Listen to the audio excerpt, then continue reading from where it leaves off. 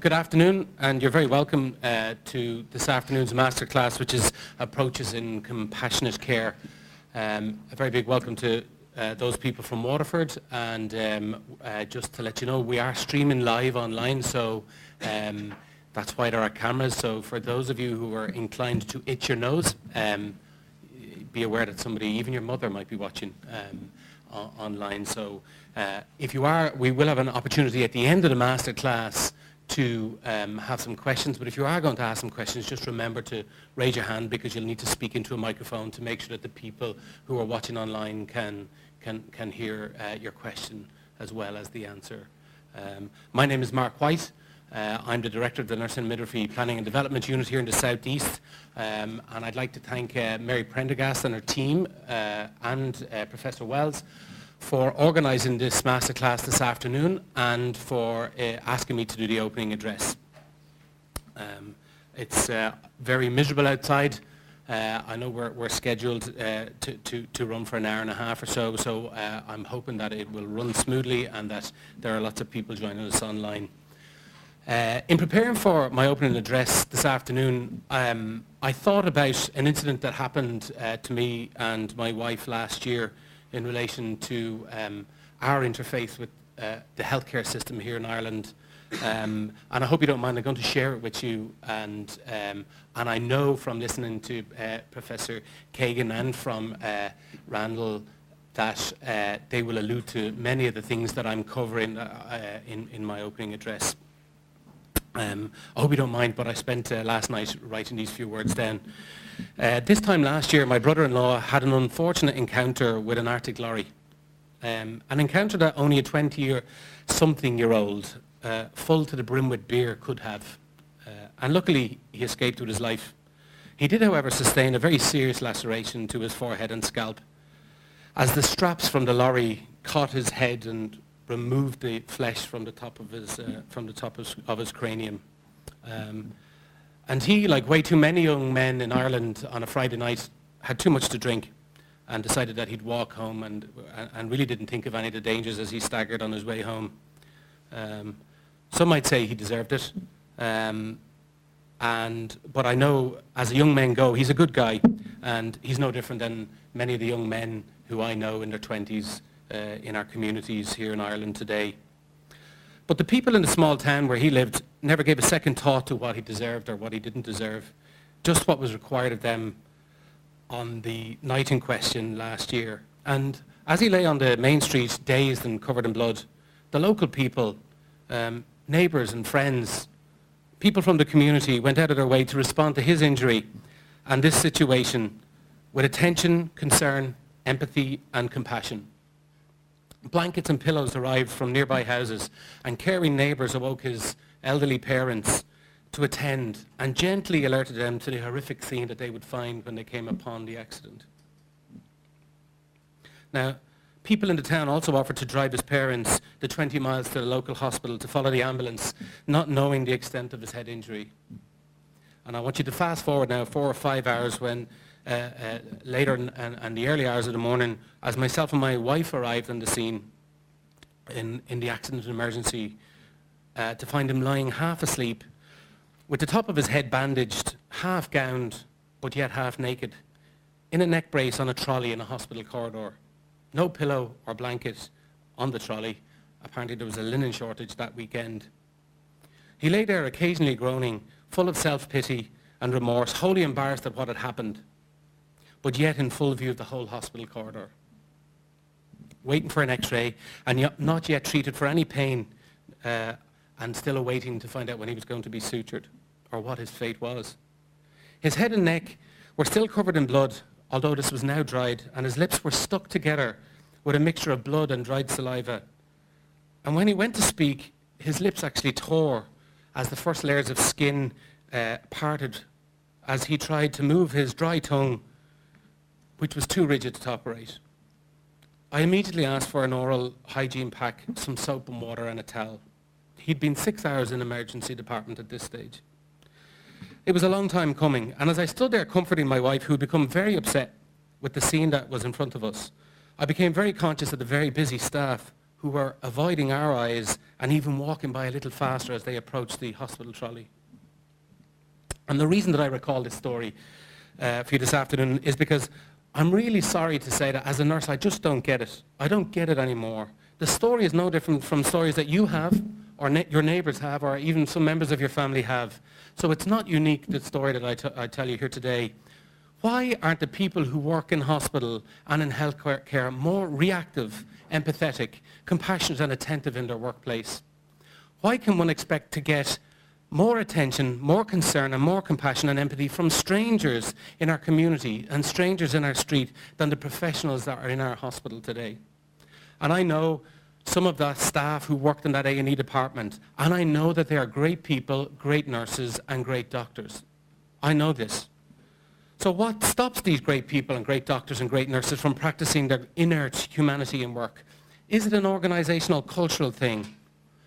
I certainly remember being a student when one senior midwifery sister told me that I would make a great midwife. I would if I just stopped getting involved in the care of others, if I stopped giving myself to women and their partners. Since when has empathy, compassion, reassurance and comfort become a professional weakness as it was when I was a student, or it was pointed out to me when I was a student? Or since when has it become unproductive or an additional optional extra for a nursing profession?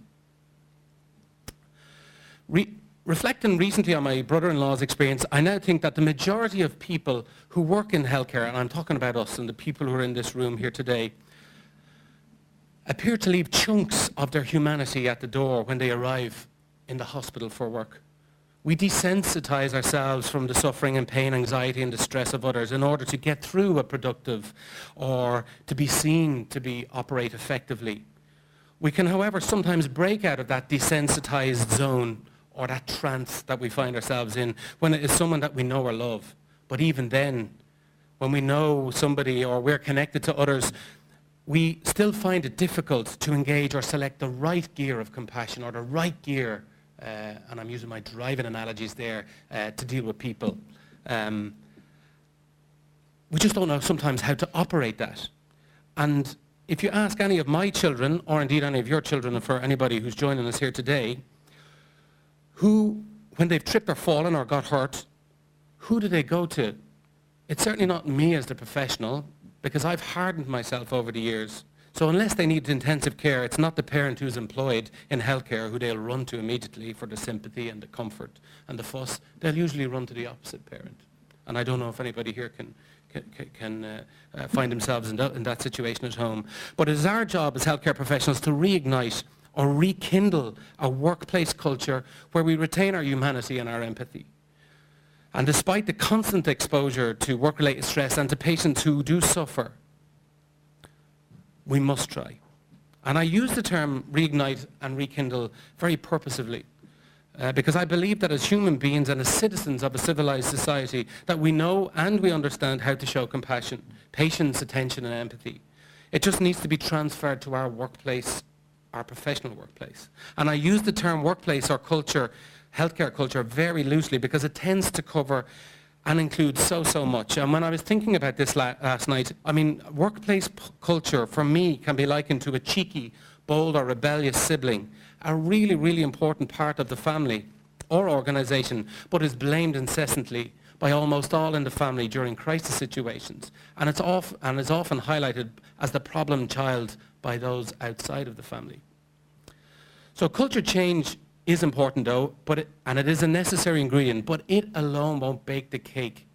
And I'll admit that I'm usually the one, especially with my quality improvement and productive ward hat on, who is encouraging ward teams to create a culture of improvement or embrace improvement as the way that things are done around here in hospitals. I'm the one who champions that cause. However, I have learned that this has only resulted in ward leaders trying to create culture by describing it to frontline staff and describing what they should be doing and repeatedly exhorting them to do it, and maybe even giving out gold stars and hyper praise to those who do as they say and not as they do. And in terms of sustaining improvement, or in fact any change, that just won't work. Like the common sense healthy eating plan I chant to myself after every weekend and every Monday morning, talking the talk does not make people start to walk the walk, especially if the walk involves a slog uphill rather than a nice, easy stroll down a path of lesser resistance. And it is most certainly true in terms of improving healthcare. We need to start to walk the walk. Although I am worried, after 25 years of continuously talking the talk in relation to hand hygiene, and we know what good practice is in hand hygiene, we fail.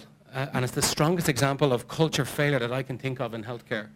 So if we as healthcare leaders or just concerned citizens want to see healthcare improve, and we really want healthcare workers to demonstrate more compassion and empathy while on the job, there are a couple of things that we might need to do.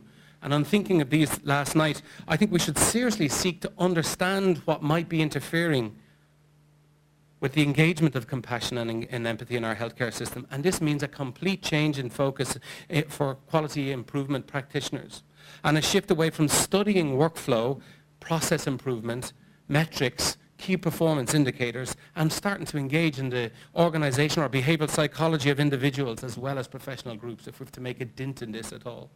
And the second thing I thought of was that our quality improvement efforts or interventions should become more focused on creating the conditions that would allow regular human beings to reliably produce the desired effects and behaviors which are fundamental to improving the experience of patients who are in our healthcare system. The four things I thought about what interfere with showing compassion and patient engagement, and that's following my own thoughts and listening to Sarah and to Randall at the conference on Monday in up in St. Patrick's in Cashel.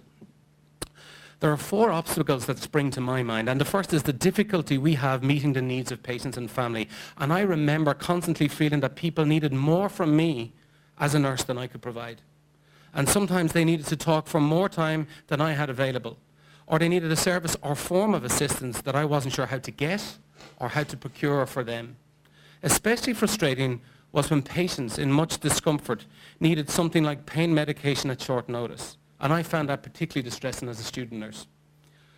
I can distinctly remember being a nurse on night duty and being very concerned about a patient's terrible, terrible pain. And if anybody's experienced that sound of a patient in excruciating pain, you'll never ever forget that. And I realized that my power to help was quite limited by hospital policy, medication protocol, and a junior doctor who's up to his eyes at the other end of the hospital. If you're a conscientious person who wants to help, and I really do think that the majority of healthcare workers are, it's very stressful to recognize a person's need and not be able to address it. After a couple of episodes of helplessness, I think I learned to cope and adapt by learning not to see. And I'm ashamed to say that, but I think if we're honest with ourselves, we can all say that we've probably learned not to see a lot. And I've learned not to see the needs for what they really are, as I could not address them or those needs promptly or properly. And the second thing I thought about was a broken or a frustration that I have with a broken system. It's no secret at all that hospital and clinics often present a very challenging environment for frontline staff. Back when I worked in the hospital, every single day involved coping with inefficient workflows and systems that generated various levels of annoyance. And there are volumes and volumes of paperwork, as you all know, and there are also multiple forms to be filled in, business cases to be required, and that's just to order a kettle, a piece of equipment, or replace a night nurse who's on sick leave for night duty. Along with the expected hassles, one also has to contend with staff shortages, lack of IT solutions, and systems that take forever to get an answer. All of this adds drain onto one's energy and one's attention, and it makes it harder, for me anyway, and I can only speak from my own experience, to provide patients and family with the attention when they needed help. The third thing that came to mind was the inadequate levels of and reserves of energy that we as healthcare professionals have. Compassionately interfacing with patients takes energy and huge amounts of effort, especially if pain or emotionally intense issues are at hand. And if one is worn out by earlier encounters, and we generally are, by the time lunchtime comes, we generally are worn out of encounters that have happened that morning, or one is worn out by a long or frustrated workday, it becomes much harder to muster the energy and to engage with those who need us. And of course, the energy one can bring on any given day is powerfully influenced by the overall balance of exertion and regeneration that one experiences over weeks and months of healthcare. And I've no doubt, and I know it won't be a popular thing to say, but I have no doubt that long work days, 12-hour shifts back to back, as is now is the case on many nursing rosters, take their toll, especially if there's young children at home or other significant obligations outside of work. One can reduce one's energy and what one has to offer at work. And this can and will lead to what our colleagues Vilmar Schiffelli, Arnold Backer and Linda Aiken describe in the literature, in the nursing literature, as burnout. And the fourth and final thing that I thought about was the disenablement of colleagues to show humanity.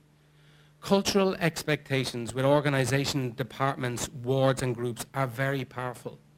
I learned my trade by mimicking the actions of the staff who trained me or mentored me and the sisters who were in charge of the wards where I trained.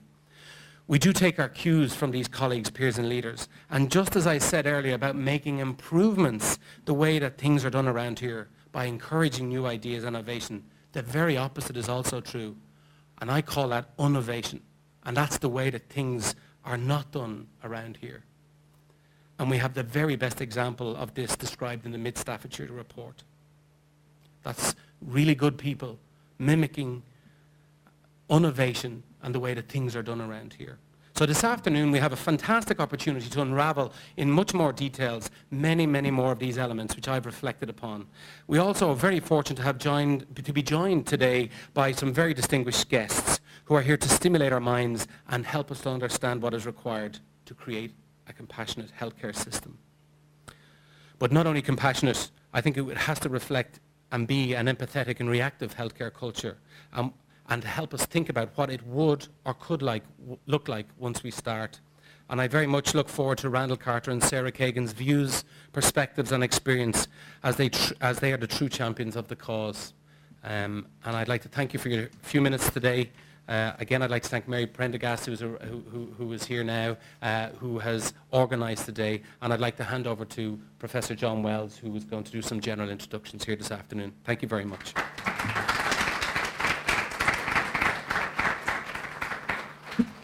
Well, thank you, Mark. And if I may just reflect on a couple of things that I think maybe either implicit or that you left out. The first thing we need to acknowledge, at very short notice, we've got a number of first-year nurses in here who have very kindly given up their time after a very long day to be here. And that's a great tribute to my selling skills and their commitment to compassion. But I think it's very useful that they're here for these talks, because very soon, in fact I think next week I'm right in thinking, aren't I lads, you're out in the clinical area for the first time. And as you rightly say, we learn our trade not from what goes on in here, but from what goes on outside. And you will find when you go outside a very demoralised, by and large, very put upon workforce. And why you need to be aware of that is that that was the culture of Mid-Staffordshire. And when you're in that culture, what you're doing is you're swimming to survive. And it means that you cut corners because you need to get things done. And all the fluffy bits get cut out when you need to get things done. That's the first thing, okay? In other words, your efficiency is judged by the fact, are you efficient? And things like compassion and caring cannot be put into that efficiency metric, that way of measurement. That's the first thing. The second thing we have to recognise is there are people that we come across as patients who we just do not like. It's very hard to be compassionate to somebody you don't like. There's a very famous paper called The Unpopular Patient, written in the 1970s. And it is true now as it was then. There are people we just find it very hard to be nice to, because they're actually not very nice people. And that's when compassion is really tested. And I think the third thing we have to recognise that as healthcare professionals we are in positions of power in relation to patients. We do all sorts of things to disempower patients. And there was a famous Prime Minister in the UK called Lord Acton, and he said, power corrupts, and absolute power corrupts absolutely. We can get intoxicated with our own self-importance and power in relation to patients' lives, And usually that means that we become less compassionate. And lastly, I'd have to say, what's the value of compassion? Compassion is like an elephant, you know. You know what it is, but it's very hard to describe. And one of the hard things to describe about compassion is how it contributes to clinical care. Again, it's seen, you know, it's a bit like anyone can be a nurse because all you have to be is caring, right? Well, that's not true. Mid Staffordshire proved that. Actually, the people who were most compassionate in Mid Staffordshire were those people who were trained. It was a lot of the uncompassionate care was given by untrained people. But nevertheless, for me, it was said in this room a year ago by a clinician called Professor Trudy Chalder from the Institute of Psychiatry, and she, in a throwaway phrase, wasn't even meant to be the core of what she was talking about, she said the value of the patient feeling that you're compassionate is that they will tell you more about what's going on in relation to their problem and their symptoms. It's got a very practical value in terms of you giving effective care. If you feel somebody is not sympathetic, not interested in you, it's just going to throw you off. You're not likely to disclose things to that person. You're not likely to say things. And that means that you end up knowing important things that make a difference to that person's treatment and care. So it has a very practical value, being compassionate. And I have no doubt that all of you here today, amongst the first years, are compassionate, caring people. You want to do your best. But what will happen over the next 4 years is you'll be challenged in all sorts of ways not to be. And you've got to try and bring yourself back to the person you were when you applied to be a nurse, and not forget that person, why you wanted to do this job. Because there will be all sorts of things that happen to you in terms of trying to make you forget that original motivation. Okay? Now, it's my great pleasure, I get the bit to just read off the page in relation to Sarah and Randall. And I'm very conscious Randall has not yet arrived, but he's on his way. So I think we might have to reverse the order of speakers, Sarah, if that's all right. So I'm going to introduce you to Professor Sarah Kagan.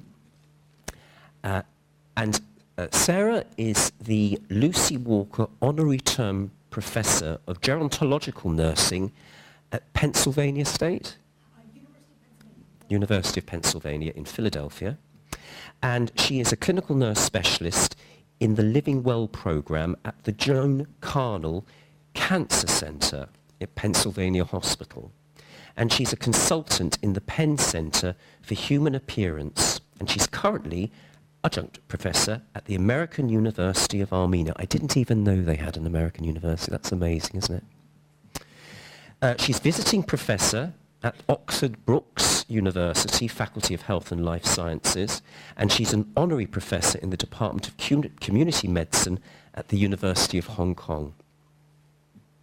Her education and training includes a BA in Behavioral Sciences from the University of Chicago, a BSc in Nursing from Rush University, and a master's degree in Gerontological Nursing, and a PhD from the University of California, San Francisco.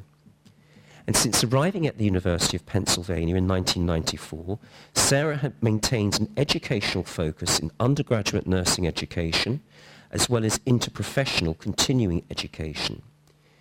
She currently directs the University of Pennsylvania Undergraduate Nursing Honours Programme and 2 clinically based undergraduate international exchange programmes in nursing, one in the UK and one in Australia. Perhaps we can talk about that for us. In addition, Sarah teaches short-term study abroad for the University of Pennsylvania in partnership with the University of Hong Kong School of Public Health. And she also maintains an active programme of clinical scholarship and practice in geriatric oncology, which serves as a wellspring for her undergraduate pedagogy, that means approaches to teaching and learning, and anchors her understanding of the the clinician-patient relationship and provision of nursing care. She's a contributor to Calkins Media, writing the monthly column Myths of Aging for newspaper and online content. So I don't think I have to tell you that Sarah Kagan is an enormously learned, almost enormously well-regarded international nurse and speaker in relation to those fields and in relation particularly to compassion. So Sarah, would you like to come up and share your knowledge with us? Thank you.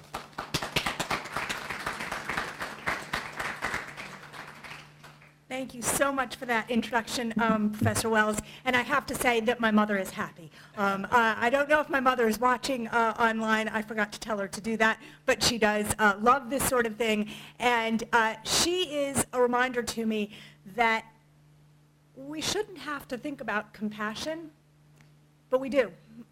In some ways, I sort of felt as though Mark White and John Wells have been in my head for the past few years. And it's really important that you find the intersections that Mark and John and I are all talking about. And I'm particularly enthusiastic to know that the first-year students are here. You are my people. You will take care of me when I am aged and in need of more care than I need now. But one of the things I'd like to really have us all reflect upon is that, but by the grace of God, we are all recipients of care. We all need care, and in many ways, care sustains us as human beings. So the privilege of providing care to others is perhaps the greatest gift that we can receive. So in the next 40 minutes or so, I hope to be able to really engage you in a conversation, whether or not it's verbal, because I know we are streaming online. We will all want to put our best foot forward on the World Wide Web, but I really hope that I leave you with an impression. If nothing else, you'll remember the wild American who got a little crazy and came to talk to you one day here in Waterford. And I should say it's my first visit to Ireland, my first visit to Waterford, and I am thrilled to be talking to nurses here in Ireland. And I want to just direct you to this image here on the screen. What you'll see is that I've used archival images, and I'll explain that in a moment throughout the talk. But I love this image, which happens to be from the Karolinska Institute in Stockholm, in part because we see the nurses in profile, and we only see the hand of the person who wears the social mantle, the socially ascribed mantle of patient. And we can imagine some things. Looking at this person's hand, I imagine she is female. She identifies herself as a woman, but I could be wrong. And I think she is in an acute care hospital. I see that from the nurses' uniforms and from the trapeze above her head. And she's trying to use that trapeze, so the nurses are engaged in working with her to deliver care. It is a glimpse into a world with which we are all familiar. Some of us a little less so, but you will soon become much more engaged in this world. And many of us, like me, have been doing it quite a long time. I'm really pleased to say that I've been a nurse for 27 years, and I can't imagine doing anything else. And with that, I bring you greetings from the University of Pennsylvania. The University of Pennsylvania is one of the oldest universities in America. It was founded by this gentleman here, Benjamin Franklin. Benjamin Franklin is also famous for founding our nation's first hospital, the Pennsylvania Hospital, where I currently practice in the Living Well program. He and Dr. Thomas Bond formed that hospital and really had a sense, and remember, in the 1700s, if we think historically, and I want us, I'm sort of an amateur historian, not very good at it, but I really value the idea of looking back to know how to go forward. I'm reminded that Dr. Franklin and Dr. Bond told us that hospitals, places where nurses, they spoke specifically of nurses, a physician and a scientist spoke specifically of nurses in the late 1700s, saying that were it not for nurses, and I'm paraphrasing here because I'm a terrible quoter, were it not for nurses, citizens could not be returned to the full duties and obligations of their citizenship. Think about this. As nurses, we are critical to the function of society. As nurses, we are often the first people to whom citizenry turn looking for ideas, suggestions, help with health and well-being. That's an incredible burden. But what I'd like to imagine with you is that that burden turns into the privilege and the gift. Professor Wells, thank you so much. I think Bridget Delaney and Mary Prendergast pulled off a miracle, getting me to Cashel and Waterford in one trip.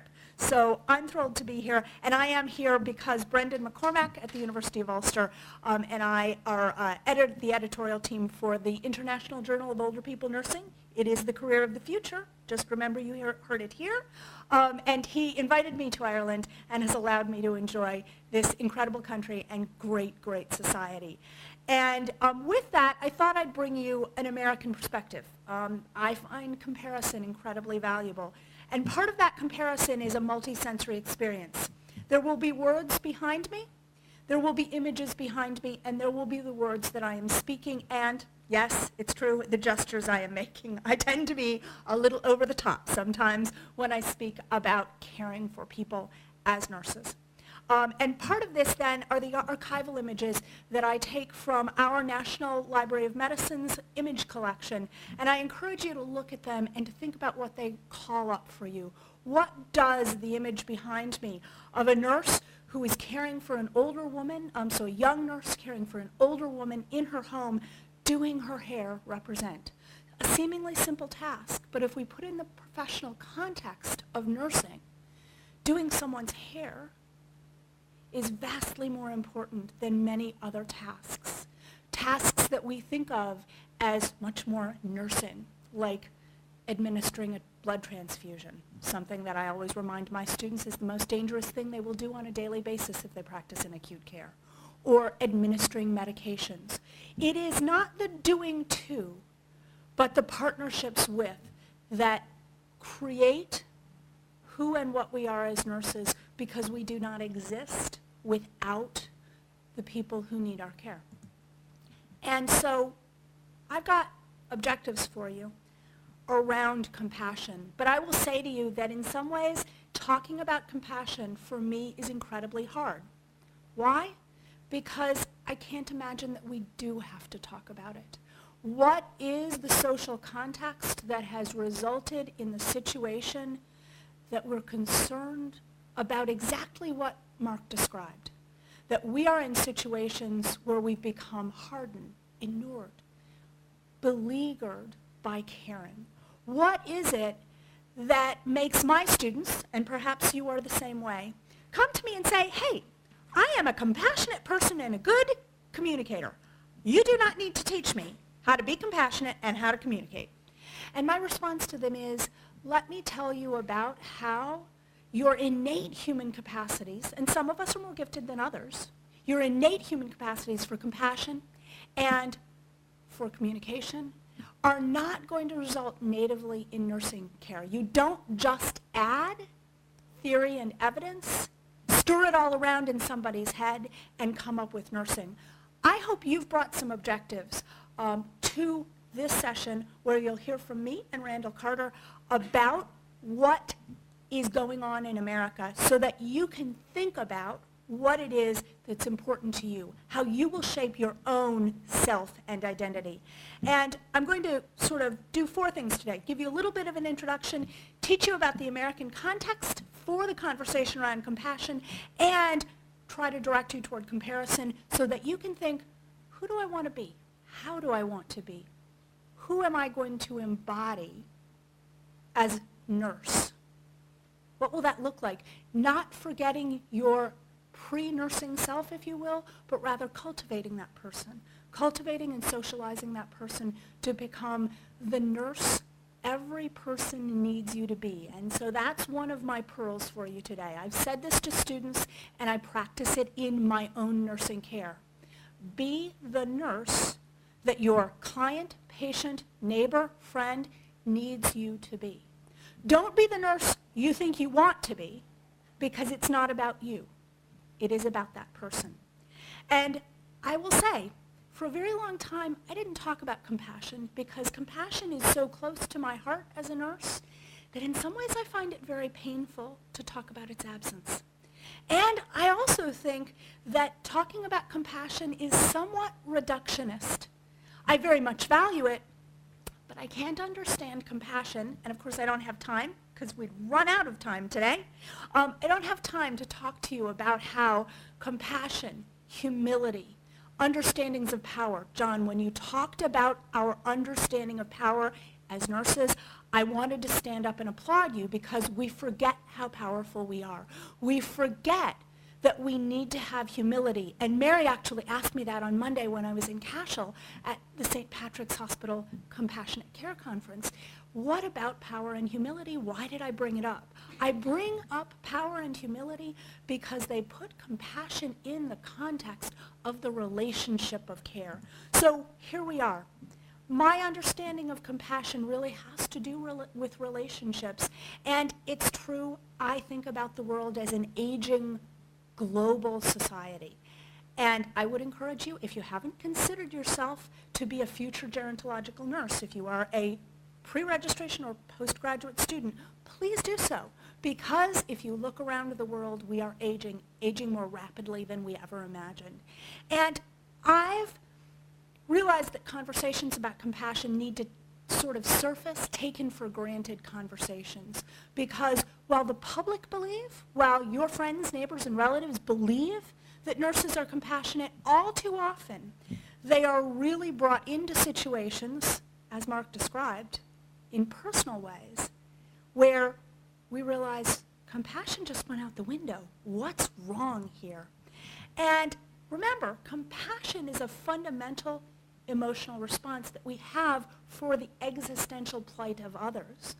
But that is commonly bombarded by forces that we feel are beyond our control. And I will say to all of us as nurses, whether we are considering ourselves formal students or not, I hope we are all lifelong students, that we really must take the stance of understanding that it is the existential plight and the perception of others' suffering that should drive us to a realization that the reason we have theory, the reason we have science, the reason we use evidence from science and from the arts and humanities in the art and science of nursing is because of that existential plight. That is our unique contribution to healthcare, I would put to you. And with that, then, we need to harness our native human capacities in professional ways. And I'm going to talk to you a little bit about that by giving you the larger American perspective on the conversation around compassion in healthcare, and also giving you some of my personal observations. So we've got a reality that's a little bit tough, because what Americans think is that we've got the best healthcare system in the world. We spend billions of dollars on it, so shouldn't we have that? Well, we don't. In fact, our life expectancy, for example, is a little bit lower than yours here in Ireland, I believe. And that's important because what percentage of our GDP do we spend on healthcare? I'll tell you the answer for that. It's about 18%, probably going to go up to 19% soon. That's the most in the world. How much of your GDP here in Ireland do you spend on healthcare? Yeah, it's a pretty normal rate, right? 6 or 7%. Wow. We also think that because we've got good care, it's also safe care. But if you've read either of our Institute of Medicine reports on safety, you know full well that that's not the case. We actually have errors in healthcare that result in people's deaths as well as their morbidity each and every year, and we're not getting ahead of that. But when you talk to Americans about what they want in healthcare, they want to claim my doctor. They want to claim my nurses. They want to feel as though we are still an agrarian society, living in small towns and villages like the one I grew up in Michigan, with a town doctor and town nurses who take care of all of us in very personal ways. Now, I think that happens a lot more from what I've learned here in Ireland than it does in America, but we want to feel cared for by the people we know. We want to feel that we're really treated by these people in personal ways. Now, you don't need to read the detail of this. I'm just going to point out two facts. we have a lot of proof that Americans believe that nurses do that. They trust us. We have a national poll called the Gallup poll, and at the top of the list, I'm trying to get the cursor here, at the top of the list, the people who are trusted most are nurses. That's been true each and every year since 1999 when the Gallup poll started asking about this, except in 2001 when they included firefighters for the first and only time. And of course, because of September 11th, firefighters were lauded. We still can't even speak about it. It's so important to us. But still, nurses come right back to the top. And by a much more significant margin over other professionals like pharmacists and physicians than you would imagine. Partly, that's because there are 3.3 million nurses for a population of 330 million people. So we know that people know nurses, they trust nurses. But in some ways, both the American public and nurses, and certainly the healthcare system, are back in the 1950s when it comes to understandings. And our responses to what we should fix in healthcare are really mandated, regulated, and programmatic. You've probably heard about Obamacare, which is actually the Affordable Care Act. What we're doing, and by the way, if you want to learn about the Affordable Care Act, I refer you to the Kaiser Family Foundation and the U-Tunes video that they produced a few years ago about Obamacare. It is a very complex, as most things in American healthcare at a federal level are, it's a very complex way of saying, we've got to get better. But here's the funny thing. We don't talk about compassion. In fact, if you do a Google Scholar search and look for American citations from nursing or other disciplines on compassion, what do you get? Well, you might pull up one of these entities, and particularly our roadmap for hospitals on patient-centered care, not person-centered care, which is clearly prominent in Ireland and the rest of the EU, patient-centered care, and we connect it with cultural competence because we're a pluralistic society. We also ask patients about their satisfaction, and we talk about creating curricular reform and, for example, integrating science with physical assessment and that sort of stuff. And currently, CMS, the Center for Medicare and Medicaid Services, really are getting into the mix with this idea of what we need to fix is 30-day readmissions. If you ask American nurses who practice in hospitals, and 60% of us do practice in hospitals, so of about the 3 million nurses who are actively licensed and practicing today, what are they going to tell you?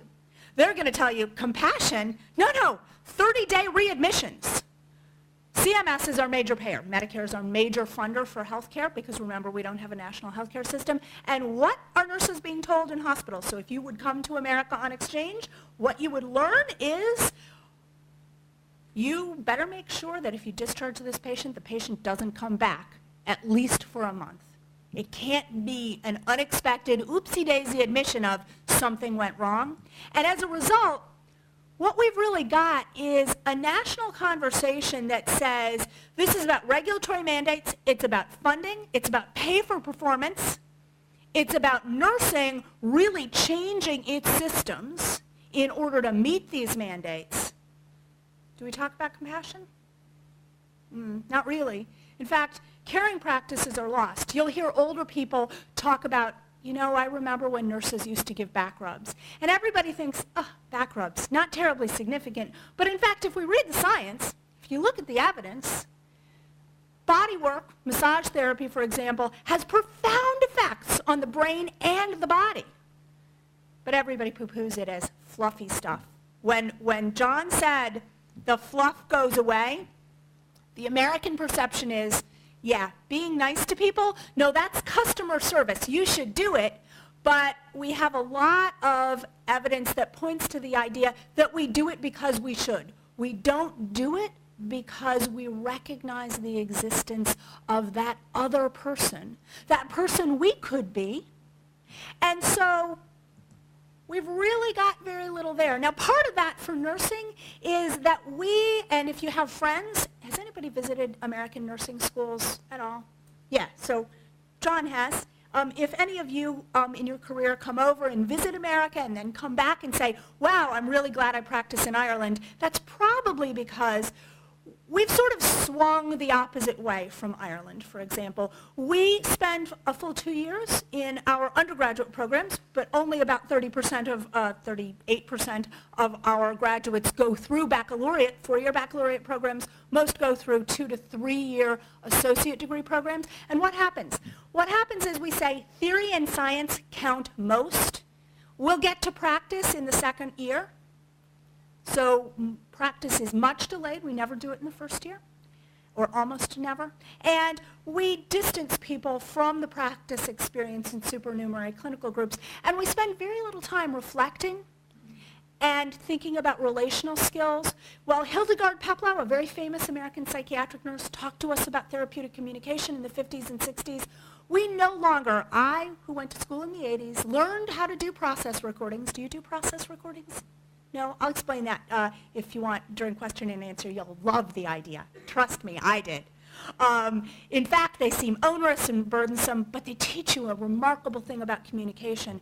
And they help you to understand that American nurses are talking about not compassion, but compassion fatigue and moral distress, because they really have no place to put the relationships with patients. And it sounds like some similar things are going on here in Ireland, though probably for some different reasons. But what happens is that in the way we educate people, both before they enter practice and after they enter practice, and in how we support nurses, we're often saying, just get it done. No, just produce. And what happens is that we become distressed and tired and unable to do our work. So we really have a paradox, because the American public believe in us. They believe that we are going to do what they value, and they believe we're going to do it. They assume that we practice in a safe, high-quality manner. But in fact, what we have are a lot of data that say, well, we've got outdated educational models. We really don't have the relational skills to do the job. And we've got an impoverished sense of practice, a sense that we're running on empty, so that society's needs are really not met. And everybody's talking about how to get the job done. And what we know, for example, in American medicine, is that medical students experience burnout. That we don't even have to wait until they've passed the first phase of their licensure examination. They're already burned out by their senior clerkships in the 4th year of medicine. And remember, medicine in America is a postgraduate enterprise. We don't really have any answers right now to who's doing compassion better. I often point to other models of education, but I think that the problem is that we have yet to dwell with our current sociocultural context. We have yet to grasp the issues of the social values. What is an American's value about healthcare, and how do we make it real? And that's why I think learning about the Planetree model will be so important.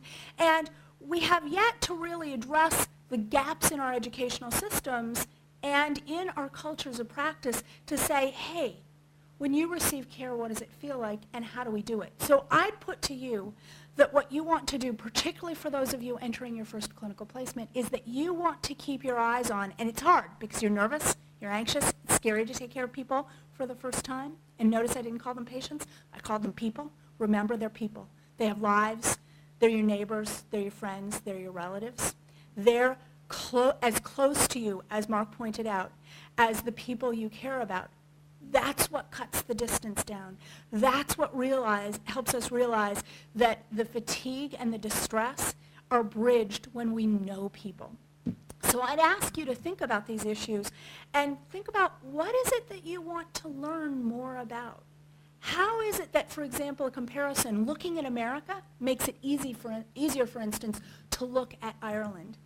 And I'd like you to imagine some directions.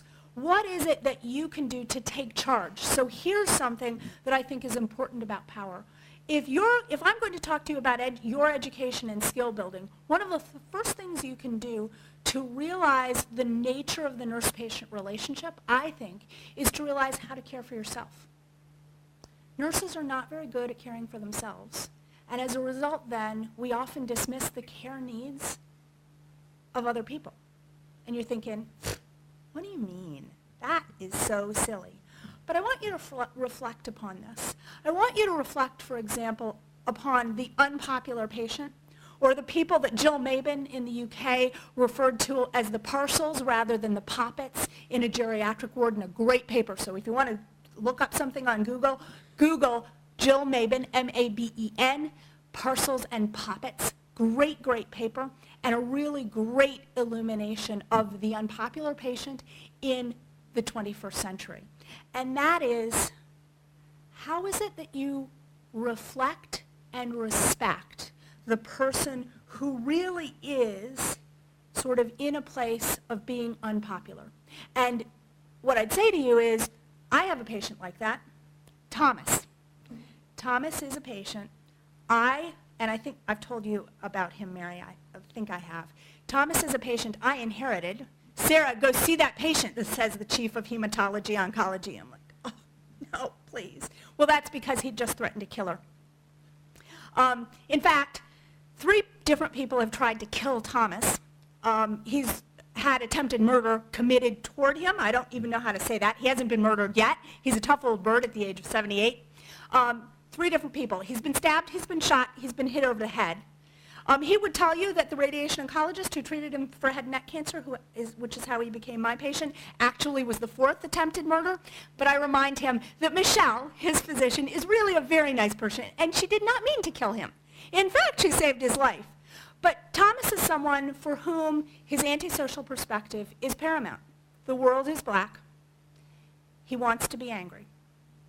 If you take him as an angry person and say, you know, and I am the nurse he needs me to be.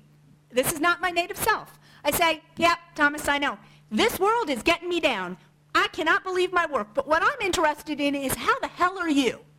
And he says, God, Sarah, I'm so glad I do telephone calls with him. I am so glad to hear from you. I think the world sucks, and I'm going to die in my house falling over.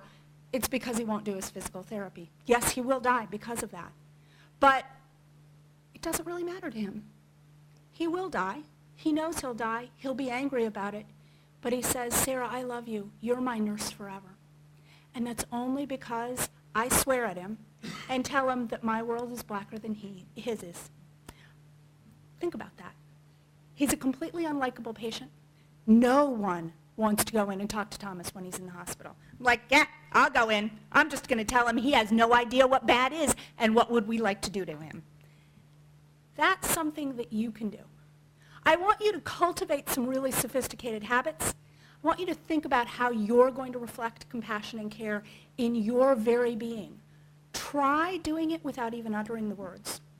Think about how you can celebrate moments of compassion. Mark alluded to the fact that it's really difficult, that you'll see bad things. And John actually said that you're going to go into practice and see tired, distressed caregivers. The patients are probably in pretty bad shape as well. But you're going to see really sad people in some cases. My students tell me about this all the time in America. I want you to think about being bold, especially you first years. Be bold. I want you to stand up and say, wow, and I want you to say it out loud.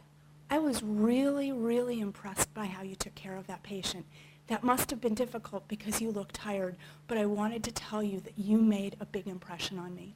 I want you to celebrate small moments because often I think that it is those small moments that draw us out of our fatigue, that lessen our distress, and make us be able to see the reality so that we can avoid capitulating to the mean. No, I'm not going to practice that way.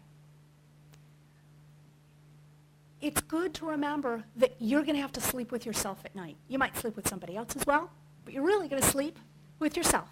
And that means you've got to sleep well. You want to be doing the right thing for the right reason all the time. Don't let anybody in practice, and we've all done it, we've all come to the point of, do I cut the corner? But we know in our hearts, I'm going to do the right thing for the right reason. And value the whole. We're not there to take care of somebody's mobility or disease. We're there to care for the person. We're the member of the team who says, well, based on my knowledge of Thomas, let me tell you how this is going to work or how this isn't going to work. We're the member of the team that puts that forward. Others may do it as well, but everybody expects us to do it. We've got to do it well. So I'm going to leave it here. Again, a nurse and now a patient more fully exposed in shadow. What might this image represent to you? I look forward to a discussion once you've heard from Randall. Thank you.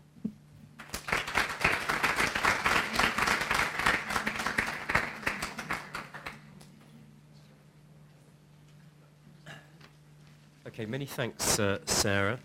Just one comment in relation to what you were saying. I sat on the National Review of Undergraduate Nurse Education, and one of the things that stuck in my mind, we did a national consultation with student nurses, and one of the things that came out of that consultation was students saying how they felt more like tourists when they went into the clinical area than they did in terms of practice. Why? Because we've got this obsession about supernumerary status, and increasingly clinicians seeing the student as a burden to be managed rather than as a help. So I really was struck by your point about saying, tell the nurse you're working with the small moments, because often you don't notice them in the bigger scheme of things. Tell them about the small moments, because then they will want to involve you more in what they're doing. Yeah. Anyway, on that note, you're very welcome, Randall. Randall has now had a chance no longer to sweat and feel stressed and distressed and fatigued. Randall L. Carter is Planetree's Senior Vice President, and he's a pioneer in promoting innovative approaches to patient-centered care. As a highly regarded speaker, facilitator, author, and consultant, Mr. Carter has, for more than 20 years, inspired healthcare organizations nationally and internationally to make fundamental change in their belief systems and thereby transform the way that patient-centered care is defined and delivered through healing environments, service, and leadership, and enhancing the patient, family, and employee experience. Randall's contributed to numerous mainstream publications, healthcare periodicals, and promotion of patient-centered care in the media. In the landmark Bill Moyer's public broadcasting documentary series, Healing in the Mind, Randall was recognized as a member of the groundbreaking team responsible for bringing to life the first system-wide Planetree implementation. He's contributed to the books Putting Patients First, which won the ACHE Hamilton Book of the Year Award in 2004, Turned on Organizations, and the second edition of Putting Patients First. And starting in August 2010, under his leadership, Planetree has had the honor of partnering with the VHA office. What does VHA stand for? Veterans Healthcare Administration Office of Patient-Centered Care and Cultural Transformation in their efforts to revolutionize the healthcare experience of veterans and their family members, building on the Veterans Association's extraordinary tradition of delivering high-quality healthcare in the largest healthcare system in the world. Randall believes that this joint effort, alongside the passion and courage of those who care and advocate for veterans, has the potential to truly move the delivery of healthcare services to the higher ground many envision as the future of healthcare and caring in the United States. So Randall, you're very welcome.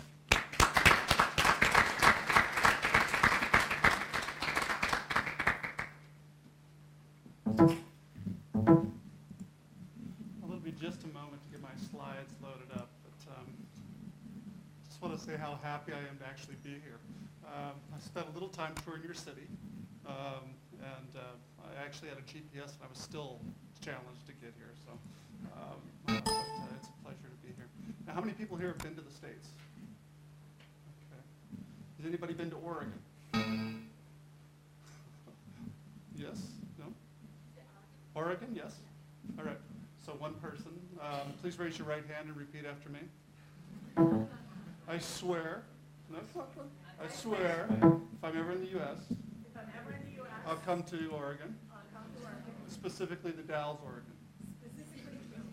I'm the ex-Chamber president, Chamber of Commerce president, so I'm always trying to stir up business as well. So if you ever come out, in all sincerity, I would be glad to host and guide your trip, or if you need any travel experience, I'll be glad to try to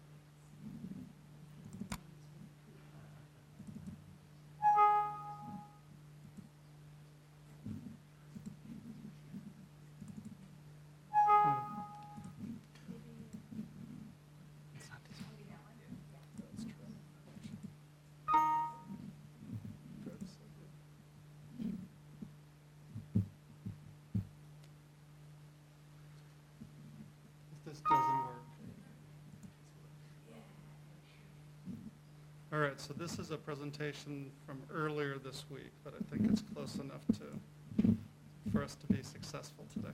Thank you so much. All right. Well, again, good evening. As the introduction covers, I've been in healthcare for a fair bit of time. I started as an EMT, ended up in the laboratory services, and then ended up in administration in hospitals. And I come at care for a couple different reasons. One is I think it's important for us to make a difference in other people's lives. And secondly, I'm the parent of a son, an 18-year-old boy named Bryson, who has been in healthcare ever since he was born. So I've spent a great deal of time on the other side of the experience of healthcare in hospitals and clinic settings, literally hundreds of times over the last 18 years. And to me, to a certain degree, that's helped me become a much better advocate, I think a much better individual in healthcare. And I have a remarkable son in addition to that. So it's been a win-win situation. But when I'm talking to you today, I'm going to take more of a pragmatic approach to this. Pragmatic meaning I'm going to try to share with you some practices and some things that are making a difference for people. I'm going to share a little bit of background in terms of Planetree as an organization and our work in what we call patient-centered care, or if it's in a different context, resident-centered care, or it can be person-centered care as well. The key piece in the conversation is really making sure that you're talking about the context of the individual you're caring for, and to try to drive that individual or put that individual in the center of care, and empowering them to participate in a meaningful way in their care and in their health and wellness as well. So I'll shift back and forth as an administrator, and then many times I'll shift into my parent role as well in terms of what it feels like to be the guy who's answering questions in a healthcare system that I know very well, that I know don't need to be asked the way they are. And I want to also just challenge and build off of Sarah's comments. I think nurses are the most powerful individuals in healthcare. And I've been at this for a while and spent a lot of time in different healthcare settings. I think nurses are most powerful because you have the trust, you have the locus, you have the opportunity to make a difference in people's lives in almost every interaction that you come in contact with on a daily basis. And I'll tell you this, administrators in general, at least my administrators in the US, if we don't have the nurses, we don't have a hospital. If we don't have the nurses, we don't have a clinic. The nurses are the folks that make the place run. They're the spirit, they're the heart of the organization. So I just want to say thank you for choosing your field and exciting times for you. This is actually where I live. So this is the Columbia River Gorge. It's a tough place to live, but we've adapted to it. You know, it's a national scenic area in the U.S. It's really a remarkable spot. And this is the hospital where I began my journey in patient-centered care, person-centered care in 1990. And I'll tell you just a quick story. I was in the lab, and I'm a pretty good guy with a needle. Anybody great needle skills here? Somebody that just thinks you got great needle skills? No? Oh, I'm sure you have great needle skills. So I'm a laboratory guy who gets called up for a lot of the hard draws, the people that nobody can get. And there's a lady that I had spent time with a number of times during her hospitalizations named Edna Goss.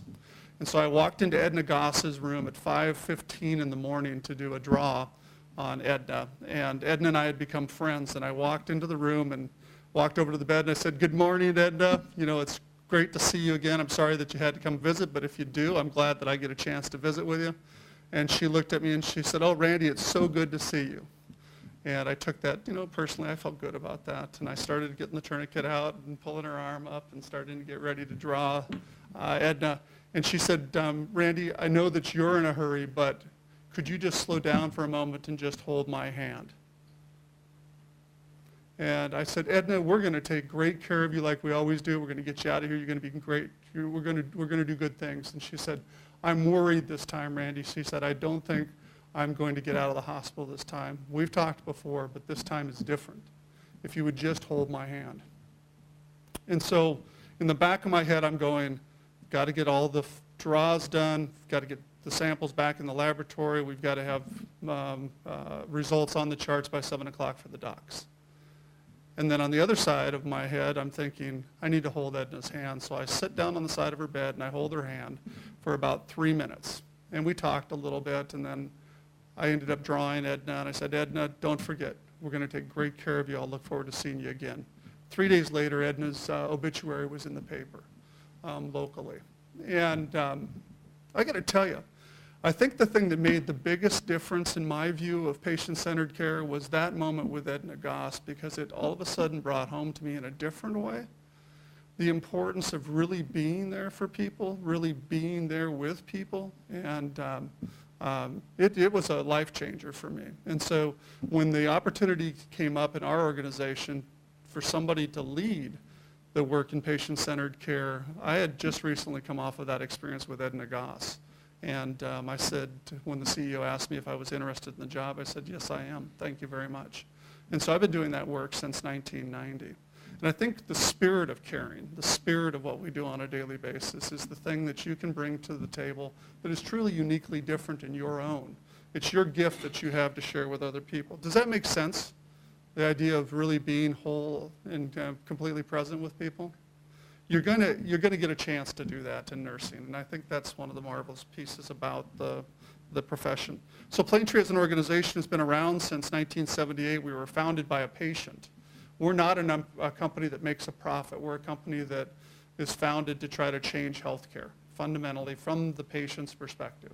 And so we take the voice of the patient into consideration a lot in our programs and our work. And then we also look at the caregiver experience. And the caregiver, in my reference of caregivers, would be folks like you and folks like me who are at the bedside or providing care to people in the organizations that we work. In the U.S., there's a gentleman named Dr. Don Berwick who has been the head of the Institute of Health and also CMS at one time, and he talks about the fact that healthcare has really turned into more of a mechanical set of processes, and I think Sarah talked a little bit about that. But the organizations we work with tend to be folks that are looking at it from a slightly different perspective. They're looking at it from both the ability to perform the highest technical quality medicine in the world, but also the highest human touch medicine in the world as well. And I completely agree with the back rub conversation.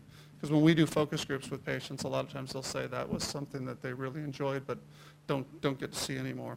So compassion can be a unifying or a unifying principle for us. It can be a unifying force. And I won't spend a lot of time here because I think Sarah did a nice job of kind of covering this.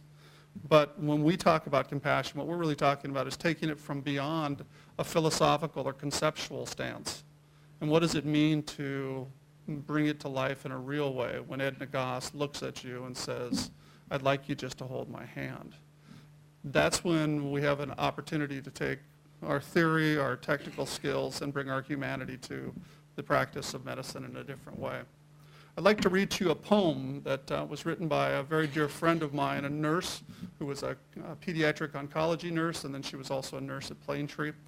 She was also a poet in her life, and it's called The Bath. I stand here bathing her while she sleeps in a far place beyond my reaching. I bathe her as I've been taught to do. First the eyes, and then the forehead, the face, and the neck. As I work, I talk to her in case she hears me, believing that hearing is the last to go. I tell her, I don't know why, but I tell her the time of day, the season, and what the weather is doing, lifting each arm to wash it and dry it, laying it down again at her side, then the chest, the abdomen, each leg. She offers no resistance except that of gravity, the earth pulling her down while I lift, as though something between us is being weighed. Then I turn her to wash her back, talking to her about what seems to matter in this life, though I make no promises. Only this morning, the promise of spring is in the air. And I tell her that. So when we think about what you get to do from a nursing perspective, if I had to go back in my healthcare career, I think nursing would be a very attractive spot to go back and potentially practice.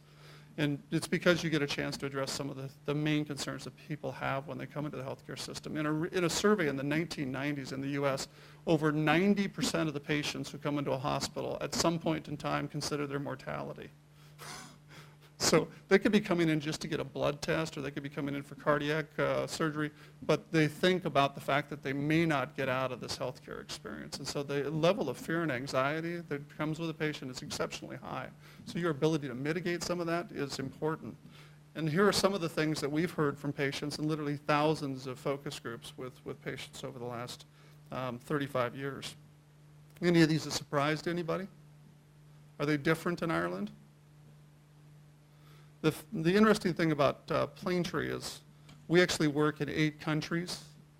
We do healthcare on a variety of different continents around the world, and there is a similarity between the work that goes on in organizations around the world. These things tend to be very consistent. This one is pretty consistent, whether I'm talking to folks in Japan or Sao Paulo, Brazil, or the Netherlands. The idea of being alone is an incredibly fear-producing experience. On the positive side, what people are hoping for in their experience in healthcare is access to their family, access to information, and personalized things. And if I had to leave you with anything today, I'd like to leave you with a PhD. I see some smiles in the room. That sounds good. I'd like to leave you with 3 words. Originally, when Planetree started its work, it was defined by these 3 words. It was, what can you do to personalize the care you provide to the people that you serve? So whoever you come in contact, how can you make it personal to them? What's personally important to them?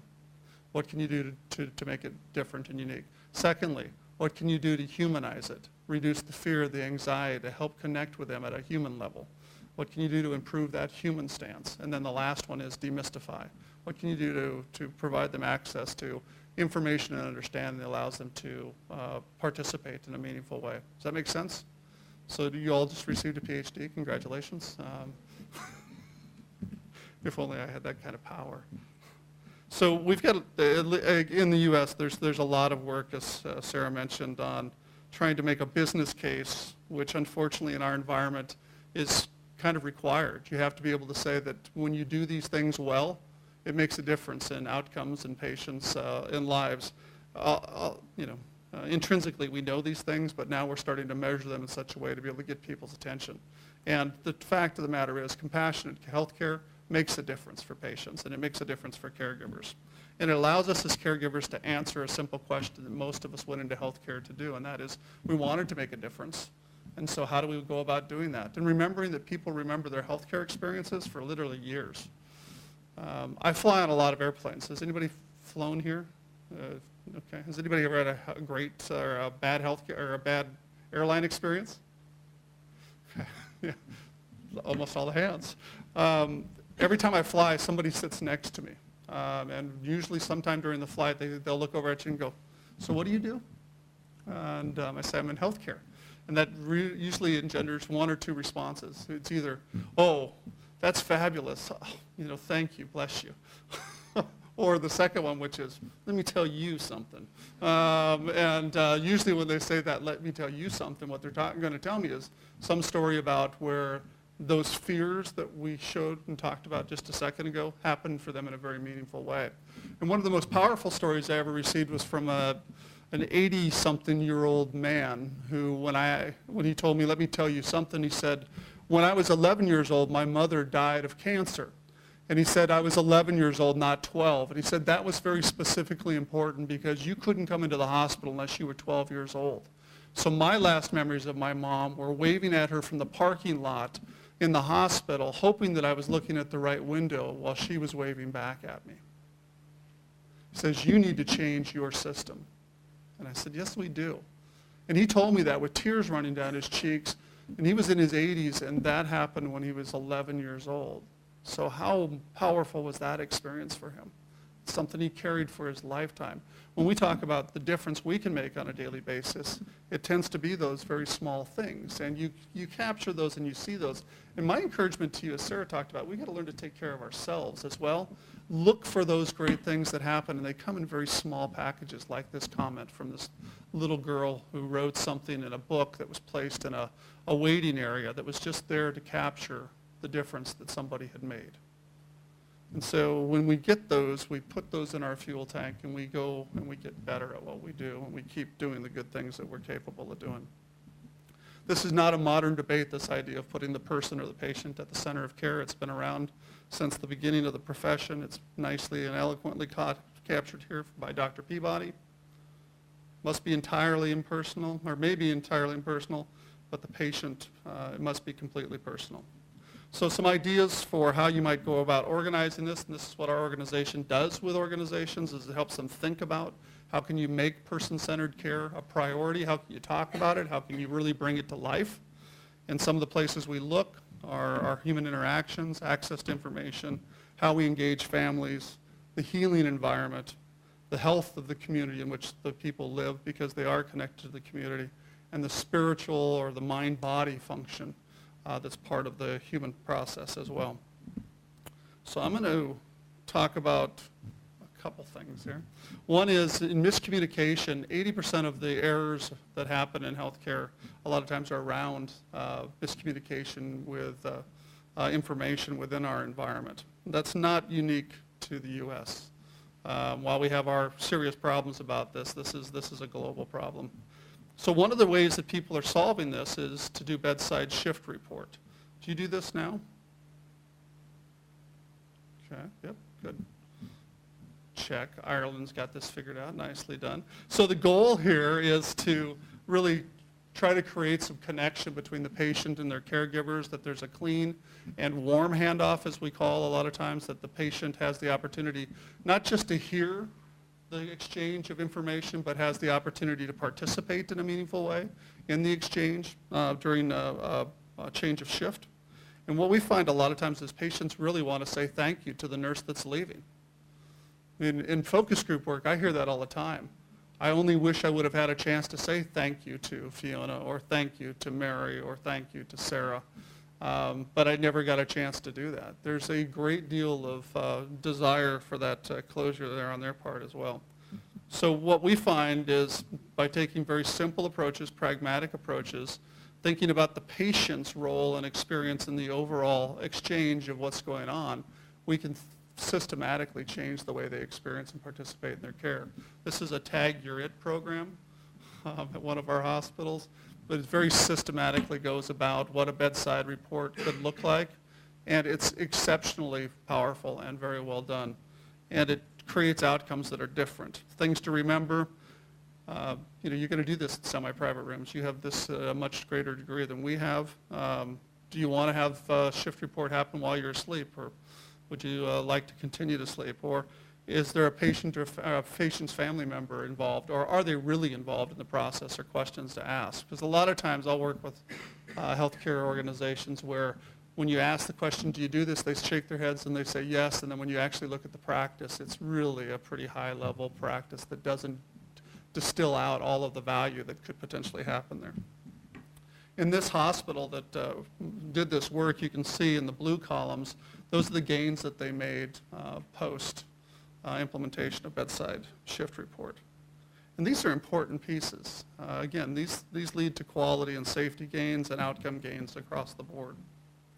We also work with folks that's really an unfortunate deal there. Does it look better there? Nope, it doesn't.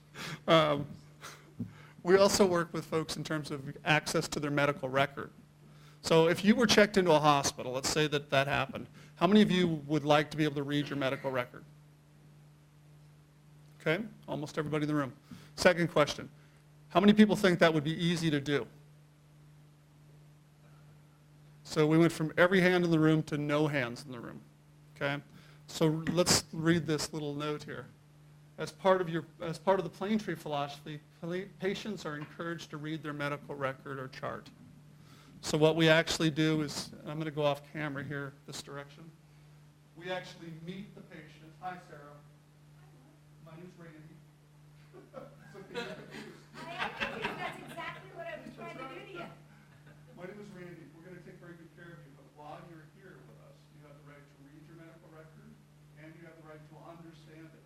And we will make sure both of those things happen, because it helps you become more engaged in your overall practice. Can I have my family do that? You can, Okay, but we're going to need to talk about what's in your medical record first. okay. Because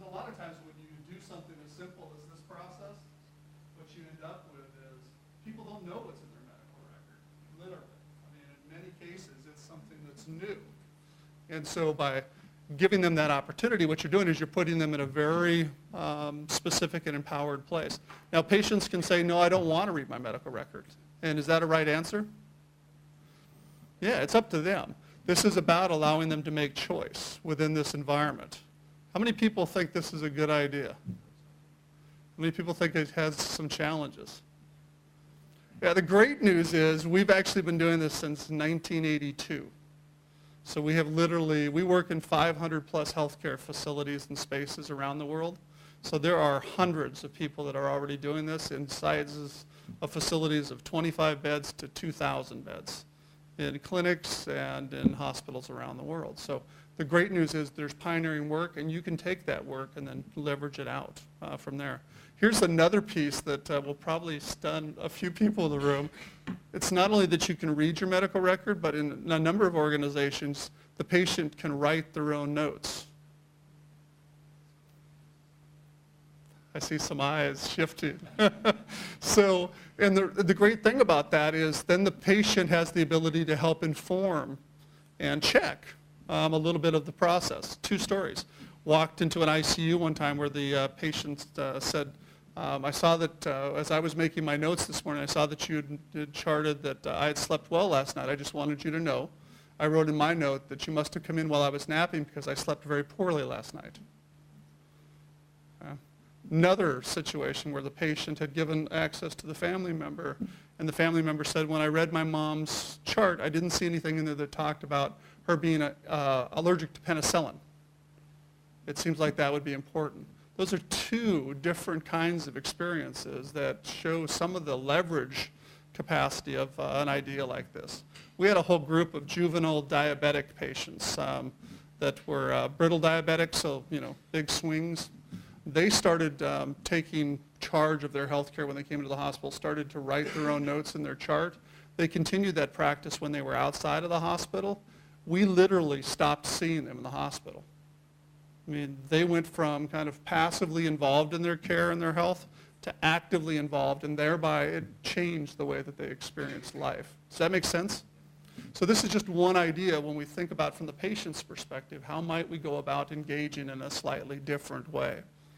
Now, I know this is hard stuff, but the good news again is that there are people that are out there practicing it. Are there any runners in the room? Has anybody ever been a runner before school? Yeah, I mean, I used to be a runner. There's a guy named Roger Bannister who was the first person to break the 4-minute mile. Literally at the time when he broke the 4-minute mile, the people, the doctors of the day said it's physically impossible, and some went as far to say is if you run sub 4-minute miles, the stress is going to be so intense on the human body that the heart will explode and you will die. And then Bannister had the audacity to do what? Yeah, run a sub 4-minute mile. Yeah, and he turned out to be a doctor later on. So the wonderful thing about that was how many people ran sub 4 minutes after Bannister ran? Lots of people, because it all of a sudden became possible and known to be possible. That's the key piece. Knowing that there are hundreds of organizations doing this already and doing it well, and they're very good organizations, provides an opportunity to start thinking that way. This is just a quick chart on the difference that just being told you have the right to read your medical record makes in terms of people's perception of satisfaction. These aren't the people that actually read their medical record. These are the people who just heard that they could. So you can see the difference that belief that I have power makes.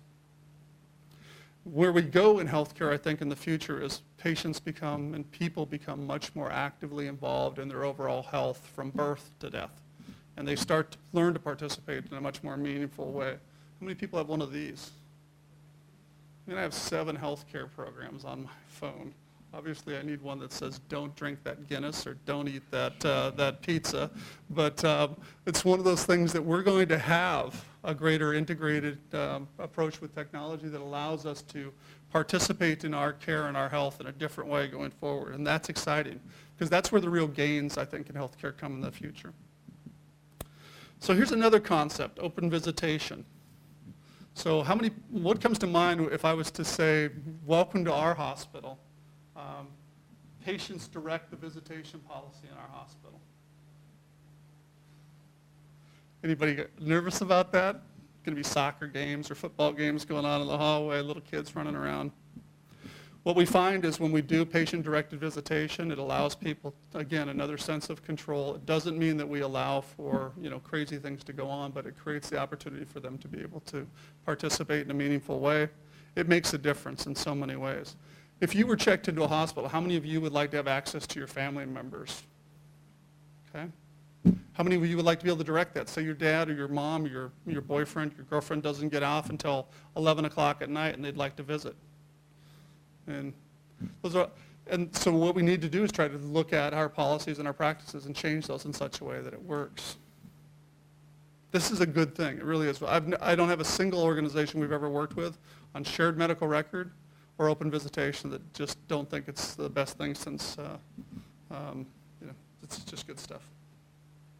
There's a lot of evidence in both the emergency room nurse environment and then also the ICU nurse environment that allowing patients, family members to be present during significant events actually is very helpful for both the patient and the family members and the staff. And there's very little to no data that it's detrimental if it's done well. And if it's done well, these kinds of things take place. So again, it's not just say, let's go do that. It's doing it with the great intelligence and capacity that we have to make good decisions. We also do something called a care partner program, which formalizes something that we normally do in healthcare, which is to involve a patient, family member, or somebody who's significant to them and allow them to and inquire, who would you like to participate in your care in a meaningful way? And then the patient gets to choose that person. It may or may not be the person that we think it's going to be. If I was, if my wife was checked into a hospital and she was asked, who would you like to be your care partner? She might say Randy. I think she would. But if she didn't, that's her choice, and I'm okay with that. But it provides the family or the person that's important a way to participate in the care in a meaningful way, because a lot of the care that happens doesn't just happen in the hospital, it happens at home, right? So what we found is, as we implemented these kinds of things, you can't see this, but this is supposed to be a storyboard that has bits of information about who I am really as a person. So what do I like to be called? What are my favorite hobbies? What do I like to do when I'm not? What did I do for a profession? So it allows us to know those kinds of things that are important to the patient. But these care partner programs allow for us to, I think, ennoble the care in a different way. It also allows us to clearly identify who the patient's selected person is. And it helps with communication and a variety of these things. I remember walking into a room one time where a lady was at the end of a syringe, getting ready to stick her husband in the arm, going, well, I never thought I could do this. And the nurse said, yes, but you're doing a great job. And she looked at the nurse and she said, yes, for this guy, I can do anything. A lot of times the family members are incredibly well motivated, or the people that are selected by the patient, and they do very, very good care. So when that dressing change has to happen 3 times a day, and at least in our country, the visiting nurse is only going to be there once, it's going to happen twice during the day by somebody else. And you want those kind of folks by your side and by the patient's side. So these are the things that we normally see in a care partner program. In the hospital I came from, when we instituted care partners, number one, we had a lot of people that said yes to the program. Secondly, we saw call light reductions of 50%. So people are hitting the call lights 50% fewer times. Is that a big deal? And you're nurses. I mean, that's a huge deal. So call lights 50% less, while the quality of care was perceived as better, and we were more connected. We also saw failed attempts at home care. So somebody goes home and he gets readmitted. We saw those drop by almost 50% as well. We think it was really part of that care partner program. I don't know about you, but this is as exciting for me as it is for you, watching these slides come up just to see whether or not they come up. We know that hospitals themselves can be really challenging places to be. You get sicker when you're in a hospital. I mean, a lot of people don't get better. You get to all of these things that happen to you. And there's a new term out there called post-hospital syndrome, which takes into consideration some of the things that we know happens in a hospital. And we try to address these. So, a nurse coming into the room talking to the patient saying, I've figured this out. We can get these tests taken care of before 10 p.m. and that way you can go ahead and sleep through the evening. See, I think, again, that's a place where nursing working collaboratively with others can have a leadership role in making a difference in the patient's life. As a laboratory staff member, what we did is we said, we don't think it's a good thing for us if we don't have to be drawing patients at 3 a.m. in the morning. How many people sleep at 3 a.m. or would like to after your students? One of the things that we found was that at 3 a.m., patients were not excited to see us, especially when we were packing needles. And so what we went back to is we met with the physicians, we met with the nursing staff, and we said, what do we really need to draw at these hours? We charted those things out. We found the things that we didn't need to draw. We platooned our phlebotomists at 6 o'clock in the morning. We hit the floor in numbers. We let people sleep. We had a lot of folks hit the floors, and we got the results on at 7 o'clock. And it was an amazing win. But the only way that happened was because we had nurses who were trying to do it for the right reason. We had lab staff and physicians all working together. We also know that noise is a problem. So there's a program that we worked with in the New Jersey healthcare system to create a sleep menu where patients could make some choices around things that could help them sleep. And it's not a big surprise. Guess what happened? Their sleep improved. And I don't know about you, I don't do well when I don't sleep a lot, but these are some of the numbers of what happened in the process here. 88% of them rated their sleep quality as 4 to 5 after this program. This is really unfortunate because these are really pretty slides. So we also believe in art, beauty, and nature, so bringing art, beauty, and nature into the facility. Can you do that? And if you can, does it make a difference? How many of you, when you're not working or not going to school, go to concerts or listen to music or go to the arts? Do you participate in that way? If we can bring those things into the healthcare facilities we work, it changes the way that people experience those. And there was a patient one time that told me that, the guitar player who came into their room and played a little guitar music was the best medicine they received their entire stay. Now that's not to cast disparity on all the other good things we did. It's just the intensity of the illness process was put away for about 15 minutes, and that made all the difference in the world. We had a lady one time who shared that her husband, who had basically decided he had run his course, had given up and had gone, basically turned away for 3 days, heard a volunteer playing a song on a piano that was in the hospital. And the song that she played was Claire de Lune, which was a song that he was familiar with from his childhood. His mom used to play that. And when he heard that song, he reconnected with his family, and she said they got an additional 5 good days with him. And she was incredibly grateful for that. So I think by bringing art, beauty, and music, we can change the way people experience. And this is a great quote. I thought it was excellent. Speaking of the music that he heard in the hospital, got my mind off the pain. It was the best fun I've had since I've been here. When you get burn unit patient and fun anywhere close to one another, something remarkable is going on, right? So.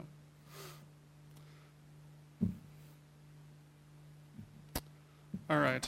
Good, this came up. That's great. All right. So I'm just going to close with, take some time to do the small things. It is those things that make a difference. I mean, you're going to hear that from everybody that practices medicine. And it's easy to look at, somebody like me who's kind of old and grizzled at this point. But at one point in time, I was in your chairs, and there were people like me talking about the things that make a difference. And it's really easy to sometimes not understand the power that you have. Sarah talked about, and you are incredibly powerful, folks. Are you familiar with a movie called The Dead Poets Society? Have anybody ever seen that with Robin Williams? He says in one part, when he's quoting Walt Whitman, and he looks at his students and he says, "What will your verse be?" It's a good thing to ponder as you go into your healthcare careers. You get to write something remarkable, do something remarkable. So while science and technology offer great hope for cure, various ills, the cure, I've seen are equally associated with the art of medicine. There's no science or technology in the world that will hold or comfort a child in pain or comfort the dying. It's the human touch, the connection that is equally, if not more powerful than all the science and technology in the world. So just an illustration of that. These are 2 little girls that were born in Massachusetts, both of them not doing well. The nurses, in a stroke of nursing genius, which I have witnessed a ton of, cribbed the two of them together where they had been. And the one that was doing a little better snuggled up against her sister and sibling, and both of them started doing better, and they got out of the hospital faster than anybody expected. Is there anybody here that's surprised by that? Okay. Human touch is critical. One of my favorite quotes from my best friend, Laura Gilpin, was, it was really important for me when I was making rounds as patients were just getting ready to go to sleep to walk into the room and just touch their foot at the end of the bed, because I could communicate more in that touch than I could ever tell them. And I could communicate through that touch that you're safe, you're going to be taken care of, go to sleep and rest. I think touch is critically important. The great news about this story is I share it a lot. So I've had 7 different people send me this story from 7 different locations over the last 20 years. So this is the exact same story that came with a very excited email saying, remember that story you told? We had the exact same thing happen in our hospital locally. Human touch is powerful. I remember walking down a hallway one time with a nurse executive, and she was telling me about how they do patient-centered care, and walked right by a person in a wheelchair without recognizing them. And I've got to admit, I was somewhat questioning the patient-centered care thing after that. But I can also tell you when I've walked down hallways before with great nurses, and they stop and just for a moment put a hand on the shoulder of the person in the wheelchair. And whether they know it or not, the person, me, watching them touch that person on the shoulder, you can see the transformation that occurs as soon as that touch occurs. And so you are powerful. Human touch counts. Patients are our partners in this effort. I love this first quote. You're not just another number in a bed, you're a person. And everybody has to treat them that way. I mean, in our work in organizations, we're not talking just about nurses doing this. We're talking about everybody in the organization being great at person-centered care. It's harder to change a culture in a healthcare organization, but I'll tell you what, with great new talent coming into a healthcare organization, it's a lot easier, and you are the great new talent coming into the organization. Empathy equals quality and safety and compassion. Those things together are powerful beyond belief. We can teach empathetic skills. We're working on that, I think, to a much higher degree. We're having conversations like this. We can also change it in the medical education and medical for doctors training as well. And we do something called staff retreats, where nurses and all the staff in the organization actually step out of their roles for a full day and come together and think about and dream about what it is they would like to do in their healthcare facilities, how they'd like to reconnect with why they came into healthcare in the first place, and how they can do that better together. They take care of themselves. That's just as important as taking care of patients. So we've got to be good at that. Again, that's something that we propose as a tool. Better is always possible. It does not take genius. It takes diligence, moral clarity. It takes intelligence. But above all, it takes a willingness to try. You're going to be in a situation where it's going to be really easy not to try sometimes, because you're going to have senior people around you. You're going to have folks that may not treat you as well as they should. And I got to tell you, be tenacious. If you need some help, call me. I'm available. I mean, in all seriousness, a lot of times what you really need is you just need to know that there are other people out there doing it, and you can do it as well. This is a global effort. Patient-centered care, person-centered care is not isolated to Ireland, the U.S., it's everywhere. And it's happening in a greater and greater degree. And in Sarah's comments about all the bad things that are going on, which I completely agree with, there are so many good things. So to close, maybe, these are resources that are available to you. And you can download these. This is on person-centered care and long-term care and acute care. These are all free resources. You can go to our website and download them. And if there's anything I can ever do for you, you have my contact information. I'm serious about trying to change healthcare, and I know that the best way to do that is to help other people that are trying to do it as well. I work in an organization that literally works with hundreds of thousands of people just like us that are going out and trying to be the change that they want to be in the world. We do that better together. So if I can help you, please always feel free to contact me. I will respond. Thank you very much for your time today.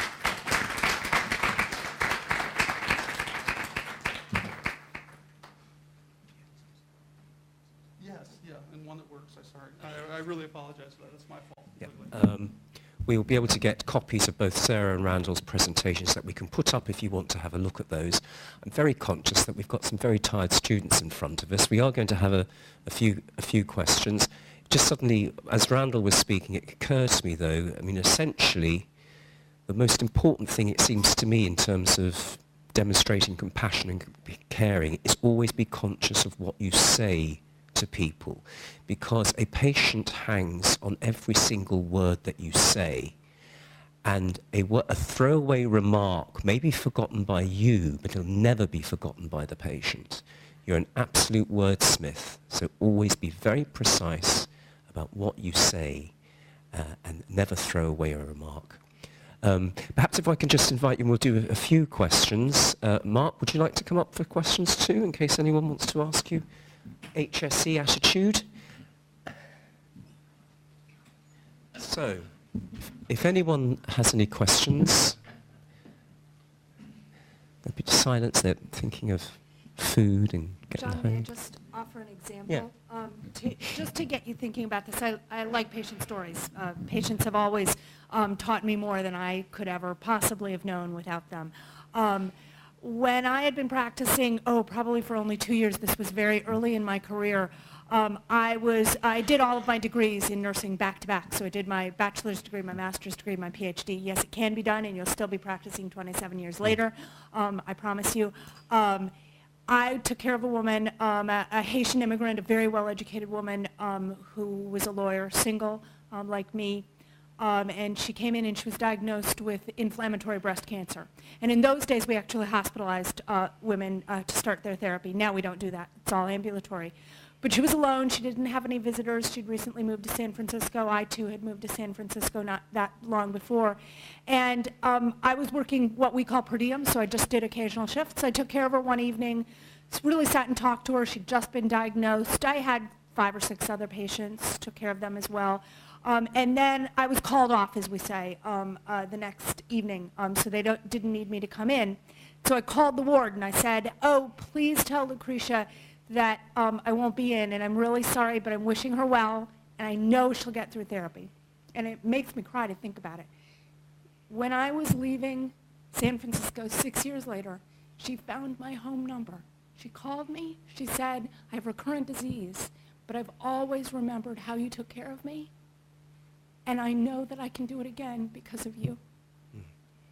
I didn't know that a simple telephone call, I didn't even speak to her directly. That's what I want all of the nurses in the room to remember. I didn't speak to her directly. I just passed on a message. And 6 years later, she said that made the difference for her. That's power. So, sorry.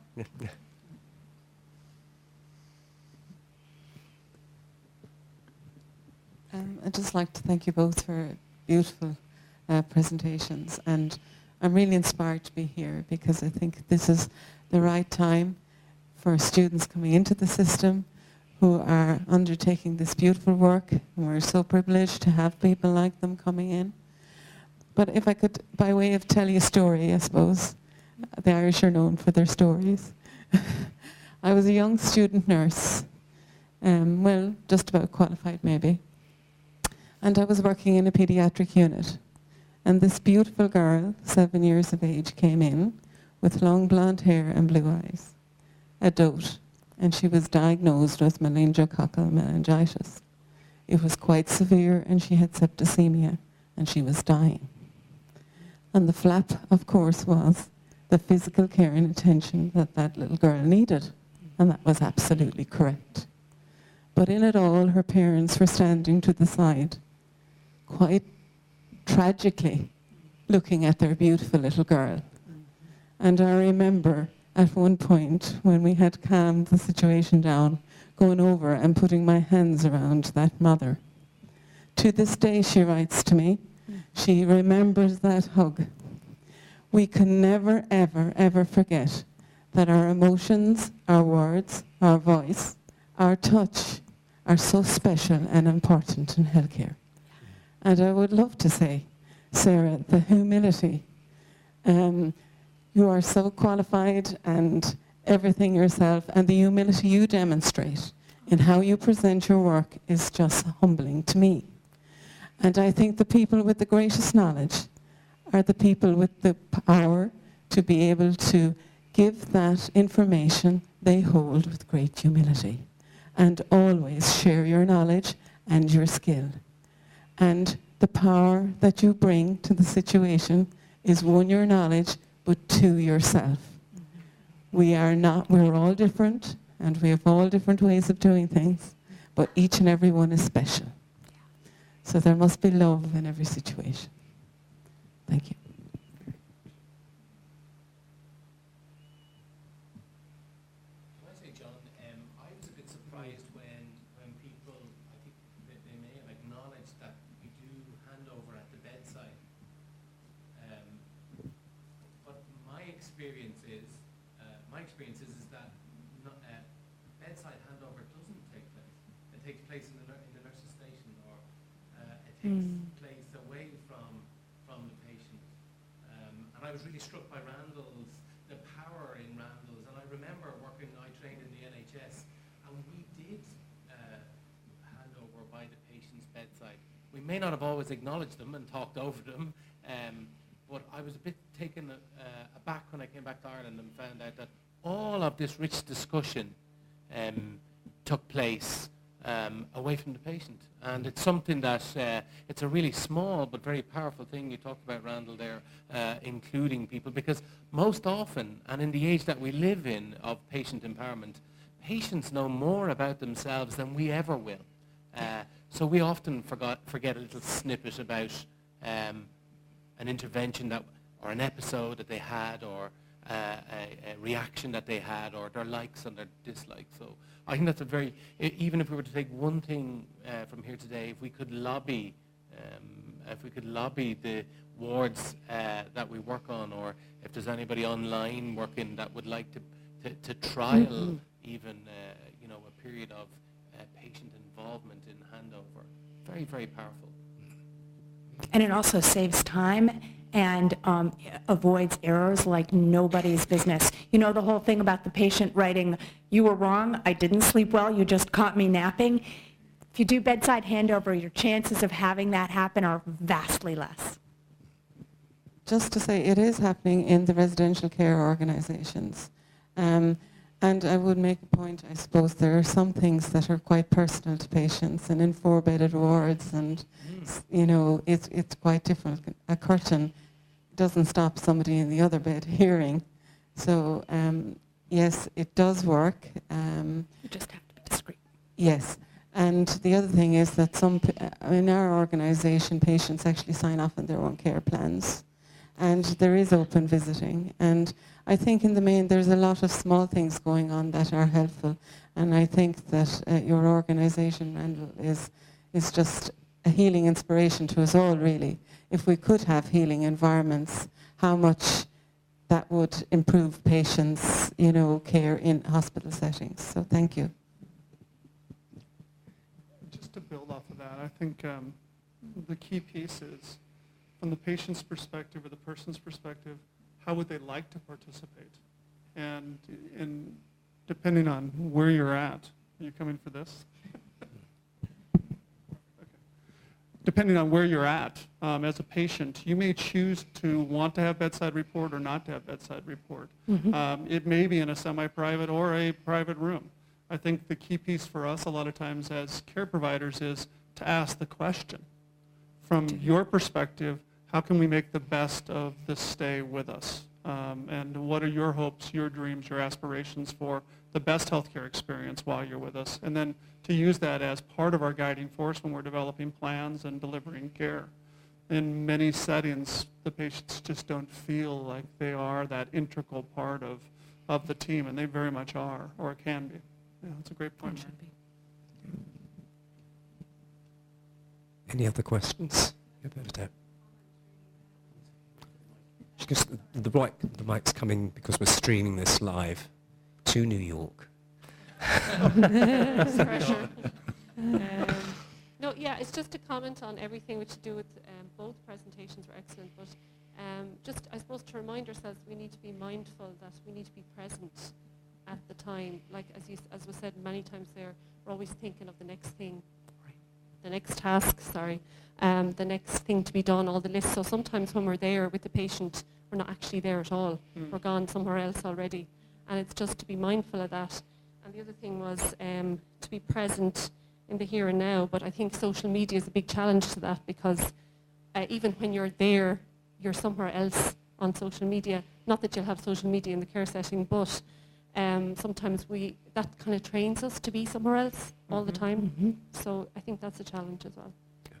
I just wondered your thoughts on that, or had you thought about that with relation to compassion and... Randy, do you want to go first, or shall I?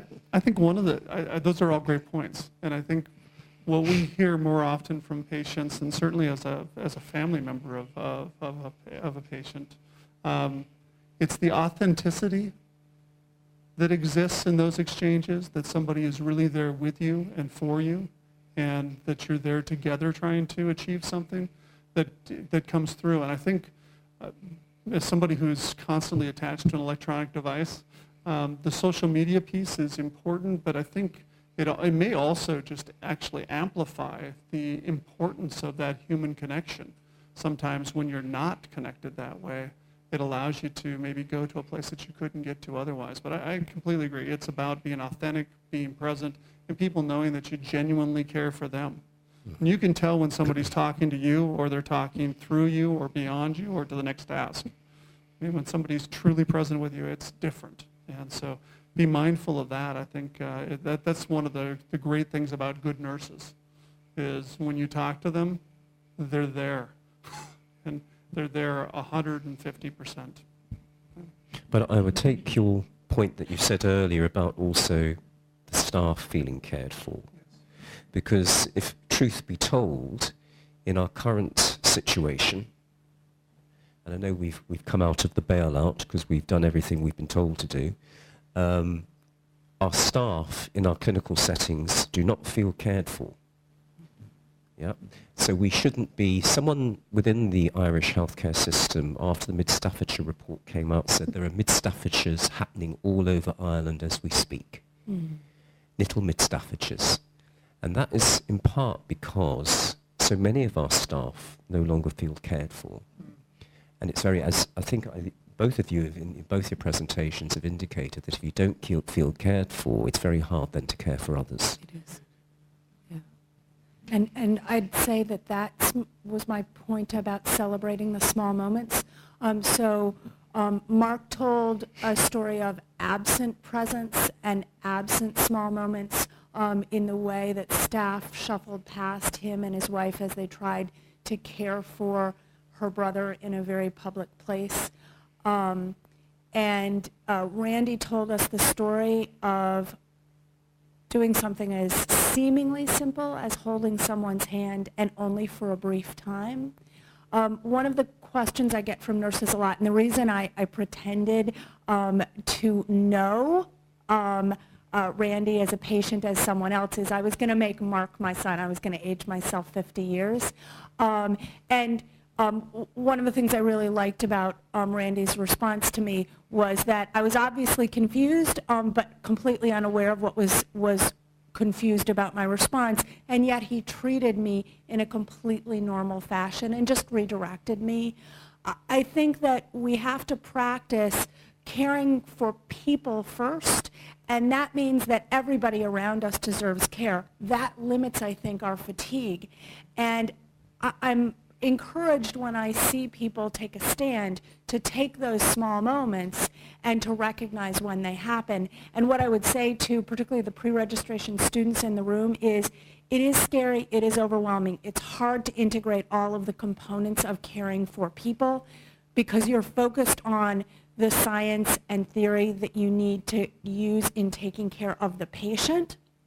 But if you remember that you will learn it and keep your eyes on the larger prize, that gives you a goal to recognize that you'll become the nurse that Randy would have been really great being because he just showed it to me, and that Mark clearly is. You'll get to the place that we all have of the fluidity, not having to remember each rule, but embodying the knowledge and the skill in your person with your compassion and your humility, using your power well. I'm conscious of time. It's 6 o'clock, and I only told the first years they'd be sitting here till 5:30, so sorry about that, lads.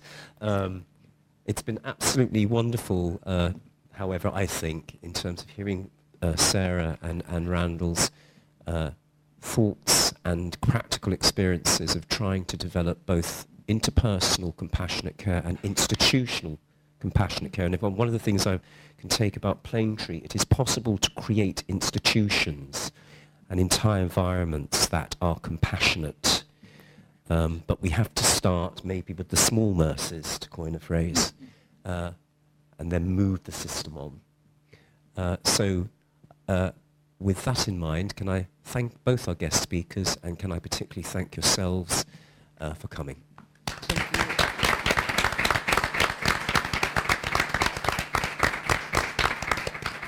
Thanks very much. We're around as well if you don't have to go and you want to have a 5-minute chat. Feel free to. Yeah. Absolutely. Good luck. Good luck to you. And have fun in your first placement. Yeah. Remember, as Mary illustrated, patients will remember you for the people you are